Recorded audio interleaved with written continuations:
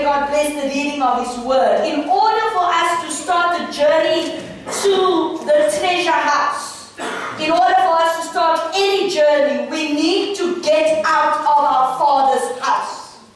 Now, what is our Father's house? Our Father's house represents a place of comfort. It's what we know. It's where we reclined. It's where we were born.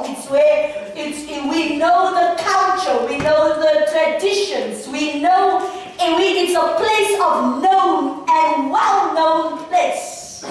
It's a place where our relatives and our friends and our neighbors are familiar to us. The way they think, the way we celebrate, the way we worship, the way we did things. That is the house of our Father. It speaks about a place of familiarity where everything is familiar. Our culture, our creed, our language, the way we worship. Like they say in Afrikaans, soos ons dit ontvang het, so dien ons die Here. Amen. Amen. Amen. Amen. Soos die ou dae. Amen. Amen. But we say